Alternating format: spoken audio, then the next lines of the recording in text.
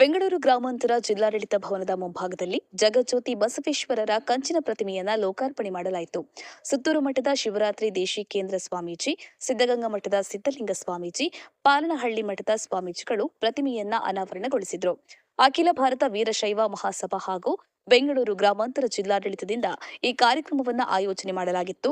ಅರಣ್ಯ ಸಚಿವ ಈಶ್ವರ ಖಂಡ್ರೆ, ಸಚಿವ ಕೆಎಚ್ ಮುನಿಯಪ್ಪ ಹಾಗೂ ಲಿಂಗಾಯತ ಸಮುದಾಯದ ಮುಖಂಡರುಗಳು ಈ ಕಾರ್ಯಕ್ರಮದಲ್ಲಿ ಭಾಗಿಯಾಗಿದ್ದರು. ನರಸಿಂಹಮೂರ್ತಿ, ದೇವನಹಳ್ಳಿ. ಜೈ ಭೀಮ್ ನ್ಯೂಸ್ 24x7. ಇದು ಬಹುಜನರ ನ್ಯಾಯಕ್ಕಾಗಿ. ಬೆಂಗಳೂರು ಗ್ರಾಮಾಂತರ ಜಿಲ್ಲೆಯಲ್ಲಿ ದೇವನಹಳ್ಳಿಯಲ್ಲಿ ಸನ್ಮಾನ್ಯ ಮುನಿಯಪ್ಪನವರ ನೇತೃತ್ವದಲ್ಲಿ ಪೂಜ್ಯ ಸುತ್ತೂರು ಮತ್ತು ತುಮಕೂರು ಶ್ರೀಗಳ ಸಾನ್ನಿಧ್ಯದಲ್ಲಿ ವಿಶ್ವಗುರು ಬಸವಣ್ಣನವರ ಪುತ್ಥಳಿ ಅನಾವರಣ ಮಾಡಿದಂಥದ್ದು ಬಹಳ ಹೆಮ್ಮೆಯ ಮತ್ತು ಸಂತೋಷದ ಸಂಗತಿಯಾಗಿದೆ. ಇದೊಂದು ಐತಿಹಾಸಿಕವಾದಂಥ ಒಂದು ಕಾರ್ಯಕ್ರಮ.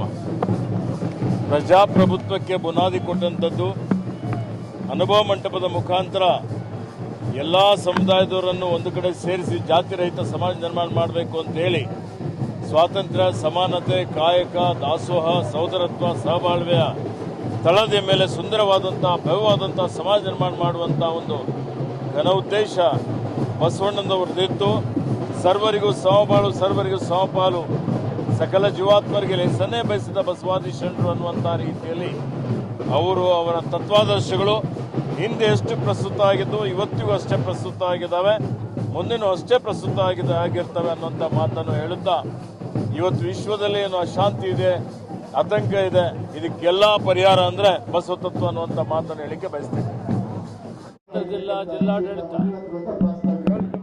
ಜಿಲ್ಲಾಧಿಕಾರಿ ಅನ್ನದಾಮನವರ ನೇತೃತ್ವದಲ್ಲಿ ಇದೊಂದು ಮಹತ್ತರವಾದ ಕಾರ್ಯಕ್ರಮವನ್ನು ಮಾಡಿದ್ದೇವೆ. ಜಗತ್ತಿನಲ್ಲಿ ಸಮಾನತೆಯನ್ನು 12ನೇ ಶತಮಾನದಲ್ಲಿ ಸಾರಿದ ಬಸವಣ್ಣನವರ ಪುತ್ಥಳಿಗೆ ಅನಾವರಣ ಮಾಡುವಂಥ ಸೌಭಾಗ್ಯ ಇವತ್ತು ನಮಗೆ ಸಿಕ್ಕಿದೆ.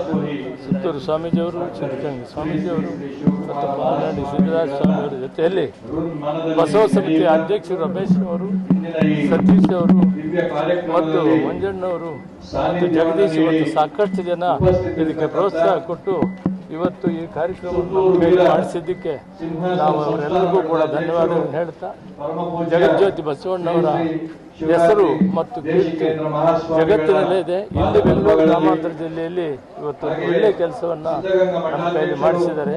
ಆ ಜಗಜ್ಯೋತಿ ಬಸವಣ್ಣ ಎಲ್ಲರಿಗೂ ಆಯುರಾದ ಭಾಗ್ಯವನ್ನು ಕೊಡಲಿ ಆ ಪರಮಾತ್ಮ ಅಂತ ಹೇಳಿ ನಾನು ಅವರಿಗೆ ನಮನವನ್ನು